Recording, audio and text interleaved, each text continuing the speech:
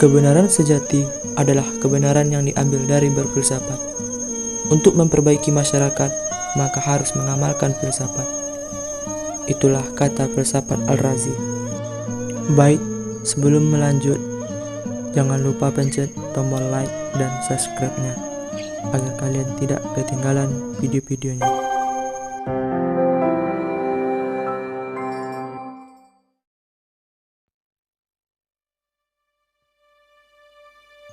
Abu Bakar Muhammad Ibnu Zakaria Ibnu Yahya Al-Razi adalah nama panjang filsafat Al-Razi. Dalam dunia barat, filsafat Al-Razi dikenal dengan Razes. Ia dilahirkan di sebuah kota bernama Rai Kota Tua yang dahulunya bernama Ragi, dekat Tehran, Republik Islam Iran. Ia lahir pada tanggal 1 Sya'ban tahun 865 Masehi dan wafat pada tahun 925 Masehi. Pada masa mudanya, ia menjadi tukang intan dan suka pada musik kecapi.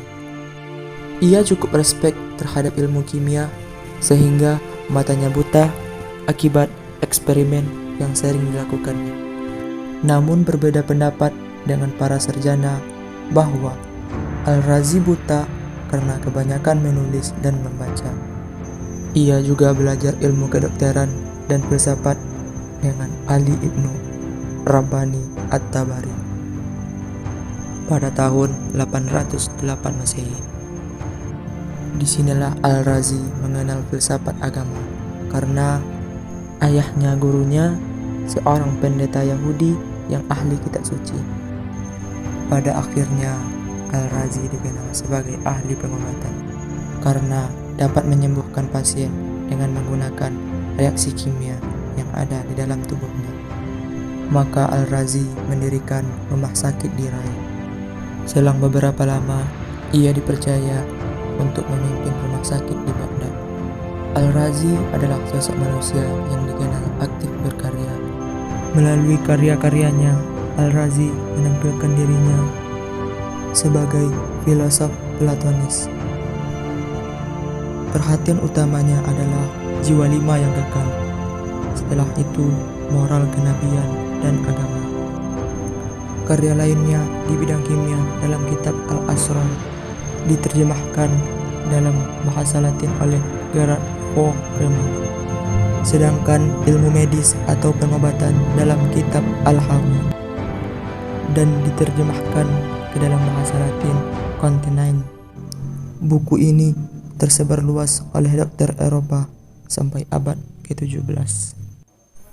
Di antaranya pemikiran Al-Razi yang fenomenal adalah 5 yang kekal, yaitu Tuhan, jiwa universal, ruang absolut, dan zaman absolut atau zaman mutlak, zaman terbatas. Menurut Al-Razi, Allah Maha Pencipta dan pengatur seluruh alam ini. Alam diciptakan oleh Allah bukan dari tidak ada, tetapi dari bahan yang telah ada. Oleh karena itu, menurutnya alam semesta tidak qadim, baru, meskipun materi asalnya qadim. Sebab penciptaan di sini dalam arti disusun dari bahan yang telah ada. Kedua, an-nafs al-kulliyah, yaitu jiwa universal, hidup dan aktif serta menjadi al-mabda al-qadim at-tsani, yaitu sumber kekal kedua. Hidup dan aktifnya bersifat independen. Jiwa universal tidak berbentuk, namun karena mempunyai naluri untuk bersatu dengan al-haya'ul ula atau materi utama, maka jiwa universal memiliki zat yang berbentuk sehingga bisa menerima sekaligus menjadi sumber penciptaan benda-benda alam semesta, termasuk badan-badan manusia. Ketika masuk pada benda-benda itulah Allah menciptakan roh untuk menempati benda-benda alam dan badan manusia, di mana jiwa melampiaskan kesenangannya, karena semakin lama jiwa bisa terlena pada kejahatan. Ketiga, al-hayyu la ula. Materi pertama, tidak hidup dan pasif. Al-hayyu la ula adalah substansi yang kekal yang terdiri atas atom-atom. Setiap atom terdiri atas volume. Jika dunia hancur, volume juga akan terpecah dalam bentuk atom-atom. Materi yang sangat padat menjadi substansi bumi, yang agak renggang menjadi substansi air, yang renggang menjadi substansi udara, yang lebih renggang menjadi substansi api. Al-hayyu la ula atau materi utama kekal karena tidak mungkin berasal dari ketiadaan. Buktinya, semua ciptaan Tuhan melalui susunan-susunan yang berproses dan tidak sekejap, yang sangat sederhana dan mudah. Dengan kata lain, Tuhan tidak mungkin menciptakan sesuatu tanpa bahan yang sebelumnya, yang kekal karena mendapat semacam emanasi pancaran dari yang maha kekal. Keempat, al-makan al-mutlak, ruang absolut, tidak aktif, tidak pasif. Materi yang kekal membutuhkan ruang yang kekal sebagai tempat yang sesuai. Ada dua macam ruang-ruang partikular dan ruang universal.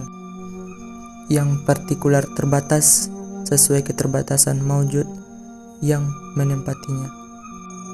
Adapun ruang universal tidak terbatas dan tidak terikat pada maujud, karena bisa saja dapat terjadi kehampaan. Kelima, zaman mutlak atau masa absolut. Waktu adalah substansi yang mengalir dan bersifat kekal. Al-Razi membaginya menjadi dua, yaitu pertama, waktu mutlak. Ia tidak memiliki awal dan akhir, serta bersifat universal. Ia terlepas sama sekali dari alam semesta dan gerakan falak. Kedua, waktu relatif. Ia tidak kekal dan terbatas karena terikat dari gerakan falak, terbit dan tenggelamnya matahari, ringkasnya karena ia disifati angka dan dapat diukur. Adapun filsafat kenabian, Al-Razi menjelaskan bahwa menolak anggapan untuk keteraturan kehidupan manusia memerlukan nabi. Menurutnya, para nabi tidak berhak mengklaim dirinya sebagai orang yang memiliki keistimewaan khusus, baik pikiran maupun rohani, karena semua orang itu sama, dan keadilan Tuhan serta hikmahnya mengharuskan untuk tidak membedakan antara seorang dengan lainnya. Tidaklah masuk akal bahwa Tuhan mengutus para nabi, padahal mereka tidak luput dari banyak kekeliruan. Setiap bangsa hanya percaya kepada nabinya dan tidak mengakui nabi bangsa lain.